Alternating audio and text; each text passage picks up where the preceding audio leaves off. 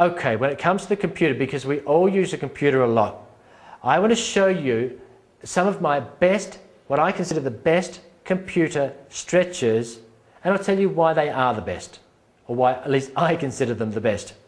Because they're going to start addressing the imbalances that you have in your body, because whether we like it or not, we tend to be on the computer too much, or we're just in this position seated, whether we drive a lot.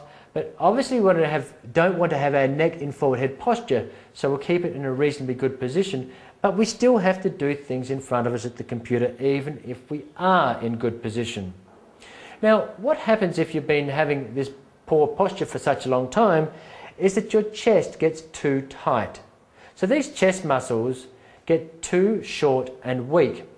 Now, what that does is brings your shoulders forward. So if you're in a forward head position, you can see what happens to my shoulders. As soon as I draw my head forward, my shoulders go forward and internally rotate. And a really nice way you can check this is with your thumbs, because when your shoulder blades are back and down, your thumbs will point forwards. However, when you go into a forward head posture, your shoulders then internally rotate and go forwards, and your thumbs will then point inwards. And this is a very nice way for you to check how internally rotated your shoulders are. Check your thumbs, and you'll probably find that they're rotated, which means we have to open out your chest muscles to bring those thumbs in better alignment. In other words, bringing your shoulders in better alignment. And you do this very simply by stretching out your chest muscles by standing in a doorway.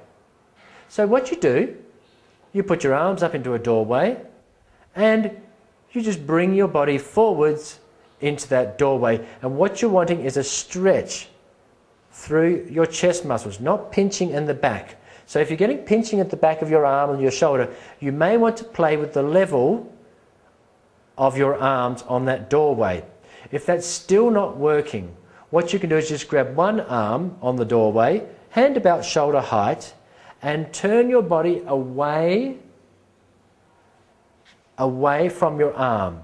So you're still trying to get a stretch through here. And again, play with that hand height a little bit, just so that you don't get pinching. Make sure your shoulders are relaxed. You're going to hold this for a good 20 to 30 seconds either side to get a stretch through here. This will help to bring your shoulders back.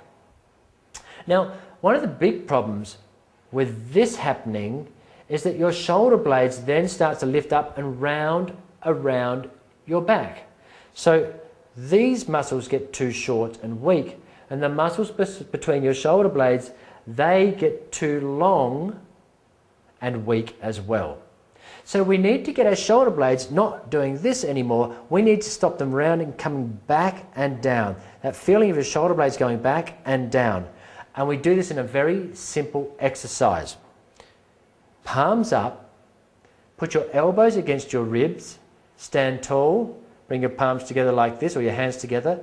And what you're doing with your chest up, keep your elbows on your ribs and bring them out as far as they go. And hold for a second when you get to that point. What you're wanting is a feeling of your shoulder blades squeezing together and down when you're doing that. 10 repetitions.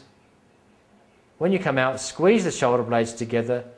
Don't lift your shoulders up. Make sure that you're keeping your shoulders down, so your shoulder blades are feeling those squeezing down together.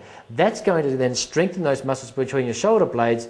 So we've opened out here and got those muscles between your shoulder blades in a much better strengthened position.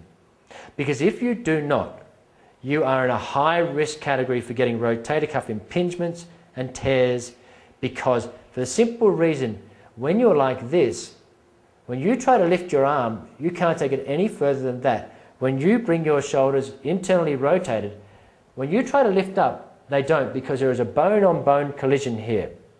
Now, if you're in good position, you can lift your arm up, no problems at all. The problem is, most people aren't this far forward, but they're not back far enough either. So they're halfway in between.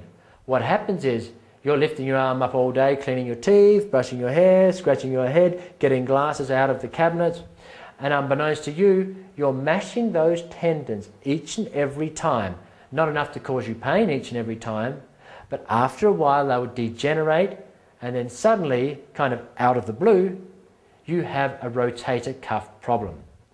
So it is absolutely vital that you fix your shoulders by getting your chest stretched out and getting those scapulars back and down through the chest stretch and also through the I've got no money exercise.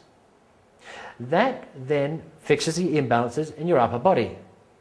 Your lower body also, in particular your lower back, needs to be addressed.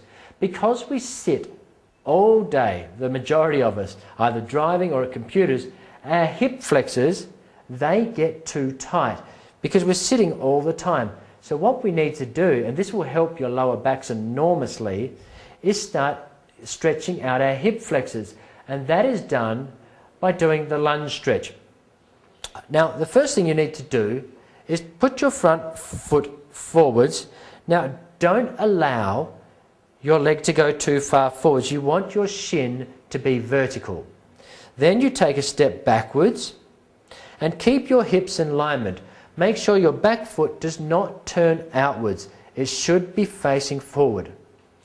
Now, your hips are in alignment, your knee is over your ankle, and your back foot is facing forward. Everything is parallel. Your hips do not splay out like this.